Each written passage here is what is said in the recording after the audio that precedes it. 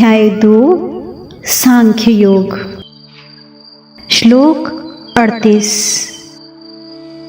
श्री भगवानुवाच सुख दुःखे समे कृत्वा लाभालाभौ जयाजयो ततो युद्धाय युज्यस्व नैवं पापमवाप्स्यसि।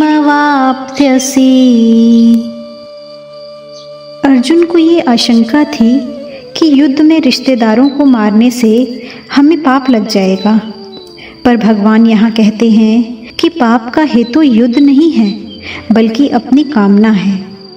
इसलिए कामना का त्याग करके तो युद्ध के लिए खड़ा हो जा। सुख दुखे समे कृत्वा लाभालाभो जयाजयो ततो युद्धाय युज्यस्व। युद्ध में सबसे पहले जय और पराजय होती है। जय पराजय का परिणाम होता है लाभ और हानि, तथा लाभ हानि का परिणाम होता है सुख और दुख। जय पराजय में और लाभ हानि में सुखी दुखी होना तेरा उद्देश्य नहीं है। तेरा उद्देश्य तो इन तीनों में सम होकर अपने कर्तव्य का पालन करना है। युद्ध में जय पराजय, लाभ हानि और सुख दुख तो होंगे ही। इसलिए तो पहले से ये विचार कर ले कि मुझे तो केवल अपने कर्तव्य का पालन करना है। जय पराजय आदि से कुछ भी मतलब नहीं रखना है। फिर युद्ध करने से पाप नहीं लगेगा, यानी संसार का बंधन नहीं होगा। सकाम और निष्काम दोनों ही भावों से अपने कर्तव्य का पालन करना आवश्यक है। जिसका सकाम भाव है उसको तो कर्तव्य कर्म करने में आलस्य, प्रमाद बिल्कुल नहीं करने चाहिए, बल्कि तत्परता से अपने कर्तव्य का पालन करना चाहिए। जिसका निष्काम भाव है, जो अपना कल्याण चाहता है, उसको भी तत्परता पूर्वक अपने कर्तव्य का पालन करना चाहिए। सुख आता हुआ अच्छा लगता है और जाता हुआ बुरा लगता है, तथा दुख आता हुआ बुरा लगता है और जाता हुआ अच्छा लगता है। इसलिए इसमें कौन अच्छा है कौन बुरा, यानी दोनों ही समान हैं, बराबर हैं। इस तरह सुख दुख में सम बुद्धि रखते हुए तुझे अपने कर्तव्य का पालन करना चाहिए। तेरी किसी भी कर्म में सुख के लोभ से प्रवृत्ति न हो और दुख के भय से निवृत्ति न हो। कर्मों में तेरी प्रवृत्ति और निवृत्ति शास्त्र के अनुसार ही हो। ऐसा गीता के 16वें अध्याय के 24वें श्लोक में आया है। नैवं पापमवाप्स्यसि। यहाँ पाप शब्द पाप और पुण्य दोनों का वाचक है, जिसका फल है स्वर्ग और नरक की प्राप्ति रूप बंधन, जिससे मनुष्य अपने कल्याण से वंचित रह जाता है और बार बार जन्मता मरता रहता है। भगवान कहते हैं कि हे अर्जुन, समता में स्थित होकर युद्ध रूपी कर्तव्य कर्म करने से तुझे पाप और पुण्य दोनों ही नहीं बांधेंगे। विशेष बात, भगवान ने 31वें श्लोक से 38वें श्लोक तक के 8 श्लोकों में कई विचित्र भाव प्रकट किए हैं। जैसे पहला, किसी को व्याख्यान देना हो और किसी विषय को समझाना हो तो भगवान इन 8 श्लोकों में उसकी कला बताते हैं। जैसे कर्तव्य कर्म करना और अकर्तव्य न करना, ऐसे विधि निषेध का व्याख्यान देना हो तो उसमें पहले विधि का, बीच में निषेध का और अंत में फिर विधि का वर्णन करके व्याख्यान समाप्त करना चाहिए।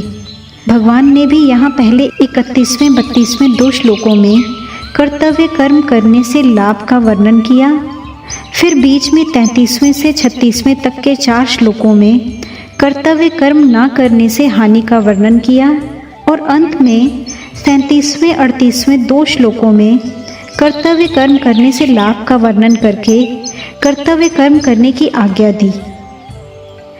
दूसरा, पहले अध्याय में अर्जुन ने अपनी दृष्टि से जो दलीलें दी थी उनका भगवान ने इन 8 श्लोकों में समाधान किया है।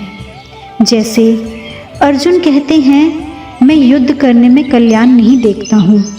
ऐसा पहले अध्याय के 31वें श्लोक में आया है। तो भगवान कहते हैं, क्षत्रिय के लिए धर्म में युद्ध से बढ़कर दूसरा कोई कल्याण का साधन नहीं है। ऐसा दूसरे अध्याय के 31वें श्लोक में आया है। अर्जुन कहते हैं, युद्ध करके हम सुखी कैसे होंगे? ऐसा पहले अध्याय के 37वें श्लोक में आया है।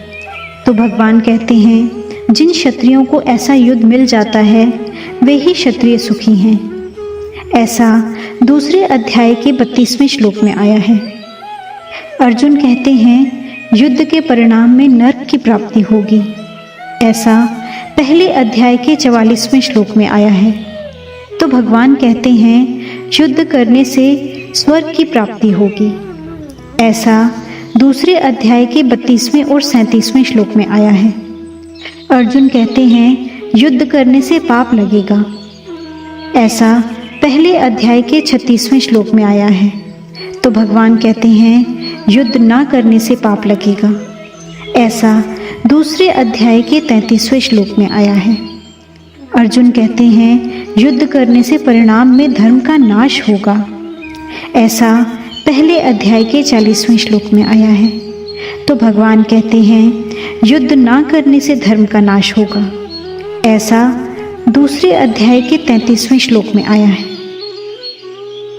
तीसरा, अर्जुन का ये आग्रह था कि युद्ध रूपी घोर कर्म को छोड़कर भिक्षा से निर्वाह करना मेरे लिए श्रेयकर है।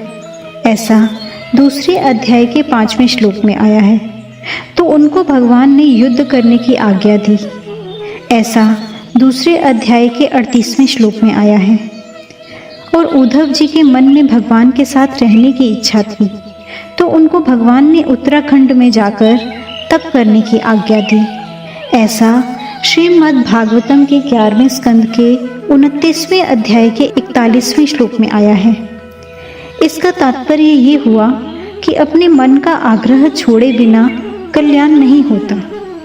वह आग्रह चाहे किसी रीति का हो, पर वह उद्धार नहीं होने देता। चौथा, भगवान ने इस अध्याय के दूसरे तीसरे श्लोकों में जो बातें संक्षेप में कही थीं, उन्हीं को यहाँ विस्तार से कहा है। जैसे वहाँ अनार्य जुष्टम कहा, तो यहाँ धर्म्याद्धि युद्धाश्रयोन्यत कहा। वहाँ अस्वर्ग्यम कहा, तो यहाँ स्वर्ग द्वार मपाव्रतम कहा। वहाँ अकीर्तिकरम कहा, तो यहाँ अकीर्तिम चापी भूतानि कथयेशन्ति ते व्ययाम कहा। वहाँ युद्ध के लिए आज्ञा दी, त्यक्त्वोत्तिष्ठ परं तप, तो वही आज्ञा यहाँ देते हैं, ततो युद्धाय युज्यस्व। परिशिष्ट भाव। गीता व्यवहार में परमार्थ की विलक्षण कला बताती है, जिससे मनुष्य प्रत्येक परिस्थिति में रहते हुए तथा शास्त्र विहित सब तरह का व्यवहार करते हुए भी अपना कल्याण कर सके। अन्य ग्रंथ तो प्रायः ये कहते हैं कि अगर अपना कल्याण चाहते हो तो सब कुछ त्याग कर साधु हो जाओ, एकांत में चले जाओ, क्योंकि व्यवहार और परमार्थ दोनों एक साथ नहीं चल सकते। लेकिन गीता कहती है कि आप जहाँ हैं, जिस मत को मानते हैं, जिस सिद्धांत को मानते हैं, जिस धर्म, संप्रदाय, वर्ण, आश्रम आदि को मानते हैं, उसी को मानते हुए गीता के अनुसार चलो तो कल्याण हो जाएगा। एकांत में रहकर वर्षों तक साधना करने पर ऋषि मुनियों को जिस तत्व की प्राप्ति होती थी, उसी तत्व की प्राप्ति गीता के अनुसार व्यवहार करते हुए हो जाएगी। सिद्धि असिद्धि में सम रहकर निष्काम भाव पूर्वक कर्तव्य कर्म करना ही गीता के अनुसार व्यवहार करना है। युद्ध से बढ़कर घोर परिस्थिति तथा प्रवृत्ति और क्या होगी? जब युद्ध जैसी घोर परिस्थिति और प्रवृत्ति में भी मनुष्य अपना कल्याण कर सकता है, तो फिर ऐसी कौन सी परिस्थिति और प्रवृत्ति होगी जिसमें हम रहते हुए मनुष्य अपना कल्याण ना कर सके? गीता के अनुसार एकांत में आसन लगाकर ध्यान करने से भी कल्याण हो सकता है। ऐसा छठे अध्याय के 10वें से 13वें श्लोक तक आया है। और युद्ध करने से भी कल्याण हो सकता है। अर्जुन ना तो स्वर्ग चाहते थे और न राज्य चाहते थे। ऐसा गीता के पहले अध्याय के 32वें, 35वें और दूसरे अध्याय के 8वें श्लोक में आया है। वे केवल युद्ध से होने वाले पाप से बचना चाहते थे। ऐसा गीता के पहले अध्याय के 36वें, 39वें और 45वें श्लोक में आया है। इसलिए भगवान मानो ये कहते हैं कि अगर तू स्वर्ग और राज्य नहीं चाहता पर पाप से बचना चाहता है तो युद्ध रूप कर्तव्य को समता पूर्वक कर, फिर तुझे पाप नहीं लगेगा। नैवम पाप मवाप्स्यसि, कारण कि पाप लगने में कारण युद्ध नहीं है बल्कि विषमता यानी पक्षपात, कामना, स्वार्थ, अहंकार है। युद्ध तो तेरा कर्तव्य यानी धर्म है। कर्तव्य ना करने से और अकर्तव्य करने से ही पाप लगता है।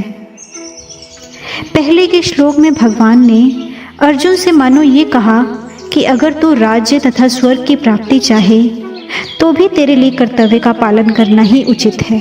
और इस श्लोक में मानो ये कहते हैं कि अगर तू राज्य तथा स्वर्ग की प्राप्ति ना चाहे तो भी तेरे लिए समतापूर्वक कर्तव्य का पालन करना ही उचित है। मतलब है कि कर्तव्य का त्याग किसी भी स्थिति में उचित नहीं है। पहले के श्लोक में भगवान ने जिस समता की बात कही है, आगे के 2 श्लोकों में उसी को सुनने के लिए आज्ञा देते हुए उसकी महिमा का वर्णन करते हैं। अगर आपको अच्छा लगे तो इस चैनल को सब्सक्राइब करें और बेल आइकॉन पे प्रेस करें